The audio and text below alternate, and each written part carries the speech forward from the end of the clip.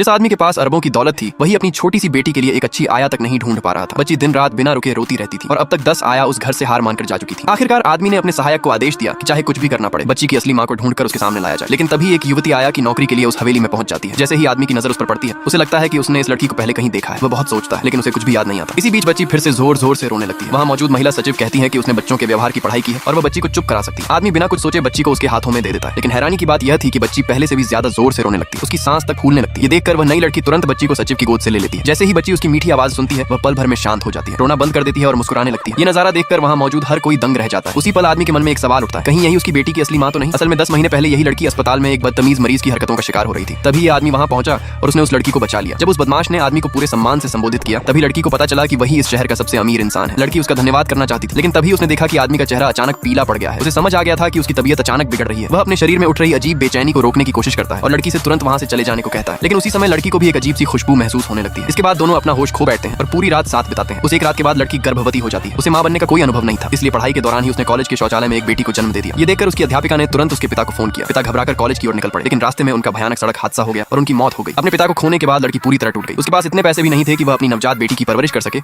मजबूर होकर उसने बच्ची को उसी अमीर आदमी की हवेली के दरवाजे पर छोड़ दिया। उसे विश्वास था कि इतना अमीर आदमी उसकी बेटी को अच्छी जिंदगी देगा। कुछ ही देर बाद घर वालों की नजर उस बच्ची पर पड़ती है। आदमी की दादी जैसे ही बच्ची का चेहरा देखती है उन्हें वह बिल्कुल अपने पोते जैसी लगती है। वह तुरंत पूछती है कि क्या यह उसी की बेटी है। तभी आदमी को उस रात की सारी बातें याद आ जाती हैं। वह बिना देर किए बच्ची की जांच करवाता है। जैसे ही रिपोर्ट उसके हाथ में आती है सच सामने आ जाता है। वह बच्ची सचमुच उसी की बेटी थी। ये पता चलते ही आदमी तुरंत अपने सभी लोगों को बच्ची की मां को ढूंढने का आदेश दे देता है और मन ही मन फैसला कर लेता है कि जैसे ही वह लड़की मिलेगी वह उसी से शादी करेगा। दूसरी तरफ लड़की अपने पिता का अंतिम संस्कार करना चाहती थी लेकिन उसकी हालत इतनी खराब थी कि वह उनकी अस्थियां रखने के लिए एक कलश तक नहीं खरीद सकती थी। उसकी अध्यापिका उसकी मजबूरी देखकर भावुक हो जाती है। वह बताती है कि शहर के सबसे अमीर परिवार को एक आया की जरूरत है और उसके बदले बहुत अच्छी तनख्वाह मिलेगी। पैसों की मजबूरी में लड़की उसी हवेली में नौकरी करने पहुंच जाती है। उसे लगता है कि अगर वह चुपचाप अपना काम करेगी तो आदमी उसे कभी पहचान नहीं पाएगा। लेकिन नौकरी पर रखते ही आदमी अपने सहायक को चुपके से लड़की की पूरी जानकारी निकालने का आदेश दे देता है। सिर्फ आधे दिन के भीतर सहायक सारा सच पता लगा लेता है। वही लड़की उसकी बेटी की असली मां थी। ये खबर सुनते ही आदमी खुशी से झूम उठता है और तुरंत घर की ओर निकल पड़ता है। लेकिन उससे पहले उसकी दादी हवेली पहुंच जाती है। दादी को देखते ही लड़की घबरा जाती है। उसने सुन रखा था कि यह बुजुर्ग महिला बहुत सख्त स्वभाव की है। उसे लगता है कि अब उसके साथ बहुत बुरा होने वाला है। लेकिन अगले ही पल सब कुछ बदल जाता है। दादी अपने बैग से सारे सोने के गहने निकालती हैं, उन्हें लड़की के हाथों में रख देती हैं